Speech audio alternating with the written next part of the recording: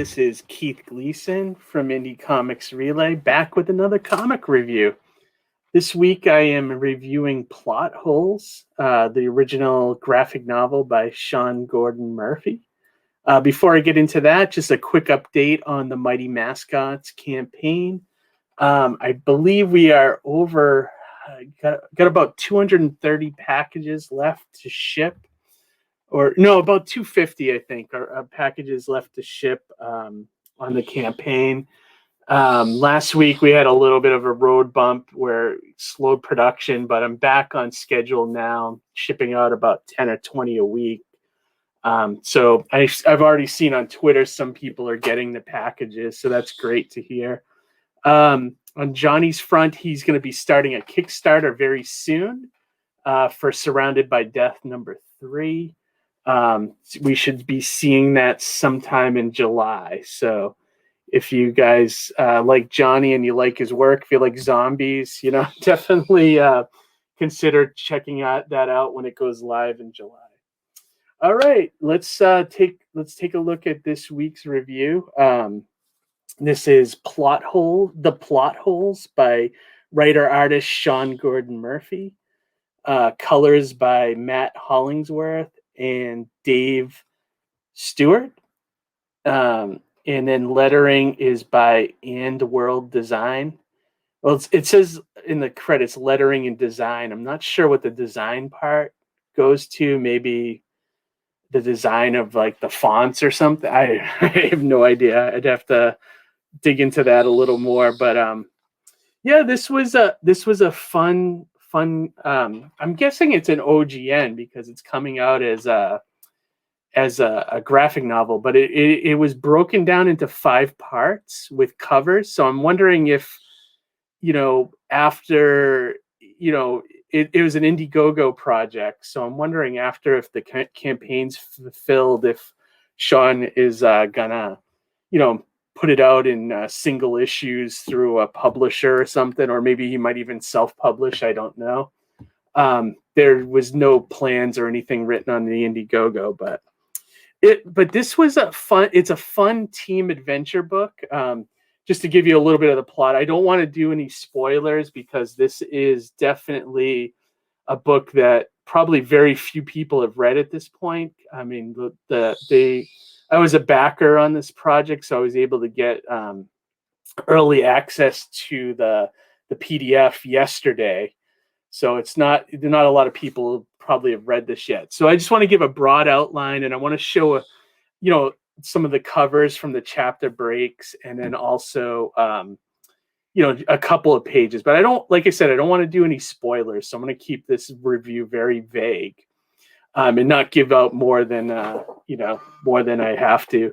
But basically, it's a group of characters that were all plucked out of storybooks. And, whether that be comics or just prose novels, and they're trapped in this kind of digital book world. And basically they go around basically going into books and like basically taking out stuff that shouldn't be there, like outside forces or something like that. So it's kind of like, this group of misfits that are thrown together and, the plot holes basically, and they go in and they fix books.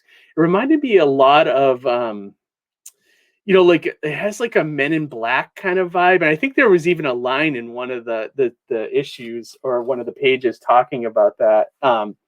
It reminded me of that crossed with Marvel's The Exiles, which if you ever read, it's basically like a bunch of Marvel characters that were pulled out at different points in the Marvel continuity and then placed into basically going around fixing kind of what if plots, in the Marvel universe that kind of go out of control.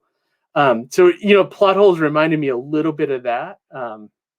But it's a lot of fun. I got the feeling Sean was really enjoying himself with this book. I mean, it's every character is kind of like an archetype of something, in fiction that was really fun. Like there's there's a bunch of different characters. Let me see. I wrote down. So it's a team of 7 characters.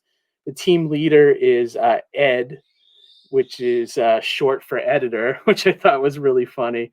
And the newest recruit is Cliff Inkslayer, which is a character from comic books, like a comic book artist, which I think, I don't know, I don't want to read too much into it, but I don't know if this is supposed to be like Sean, like a reference to Sean Gordon Murphy at all. I don't know, but it was kind of funny. The name Inkslayer just reminds me of some of the stuff you would see, like someone would call themselves on DeviantArt or something.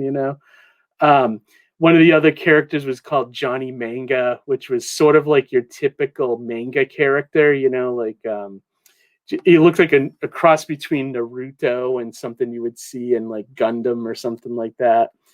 There was also Kevin, which is probably my favorite character, and I'd probably be a bunch of people's favorites. Sort of like the wisecracking, loudmouth, slightly racist version of like a Calvin and Hobbes kind of character. I saw in the back that he kind of, it was like kind of a cross between the character from Ugly Kid Joe's album covers and then Calvin and Hobbes, which I thought was great. Another nice little touch that Matt Hollingsworth did with the colors is they color him kind of like he's from a comic strip. So it has like that zipatone kind of look, but it's only on him. The rest of the characters are kind of, colored normally. There's a character called Surge who is, like a comic book villain that was plucked out of a comic book. And there's La Razior, I think is how you say it. It's she's really cool. She's a badass pirate / vampire that's from a novel. And then there was Roar, who was like basically a giant like lion looking creature that's from like a fantasy novel. It just, it was really a lot of fun. It reads like a great movie, like it feels familiar, like in the fact that you've seen this kind of plot before, where it's like a group coming together, a group of misfits kind of coming together to save something, it's really good. I get that. And Sean, the one thing I liked about it too, Sean Gordon Murphy pokes a little fun at himself. There's like references to some of his old work and things like that, which I thought was great. It's like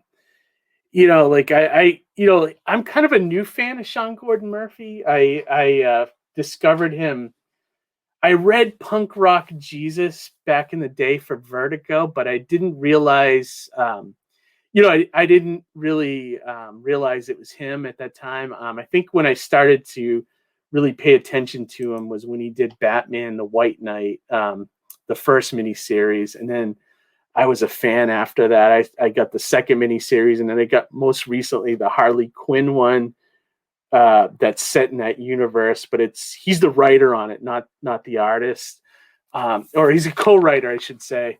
But I really like that. If you're a fan of Sean Gordon Murphy, you should check out that Harley Quinn miniseries. It just finished like a month or two ago. Really good. I mean, I've never been a Harley Quinn fan, but I really like his version of Harley Quinn from his, I guess, the Gordon Murphy universe of Batman. But definitely check that out. The lettering by And World Design was really good. I noticed right off the bat, and maybe it's because I letter a lot of my own books, but very creative lettering, very creative word balloons and sound effects. So I really like that. It really just added to the whole package here, And it was cool to see Sean Gordon Murphy bringing this to Indiegogo, just further proves what I've been talking about on Indie Comics Relay with our live stream guest on how crowdfunding is just going to be the future for projects, I think, So it was really cool to see him. It was a nice high profile, project on Indiegogo. I've seen like Scott Snyder, he did one for Noctera, which is another great book. I should review that one soon as well. That was really good. So yeah, there's a lot of creators on here, doing that kind of stuff. I got the feeling Sean was having a blast doing this, and I think it's because he's working, he's working on his own IP, his own property, the plot, what he's doing with the plot holes felt to me, and maybe why it resonated with me a lot is that I've been doing a similar kind of thing with Mighty Mascots, where I'm taking popular archetypes of cereal mascots and food mascots and making my own versions of them, and then kind of throwing them into like a superhero universe, which like at the core, this is what Plot Holes is him taking archetypes from different kind of genres and then throwing them in as this team and then creating like this digital book world, that they operate in. It was really a lot of fun. So I would highly recommend this. I think I saw on one of the updates on Indiegogo that if you didn't back the campaign, they're going to have extra copies to sell on, I'm guessing, Sean Gordon's website soon. And I wouldn't be surprised if this book comes out from a publisher. I mean, like Image or even IDW or something like that. It's that good. So definitely check it out. All right, guys, that's it for this review. We'll be back next week with another live stream. And I will put up a new lettering tip video probably later this week, either tomorrow or Friday, to check out. But I wanted to get this review in because I literally just finished the book and I thought it was great. And I thought I wanted to let people know that you should check this out when it's available somewhere. Or if you back the campaign, read it right away. It's great. It's a lot of fun. All right, everybody, that's it. We'll talk to you later, and we'll see you on the live stream next week. Take care. Have a great week.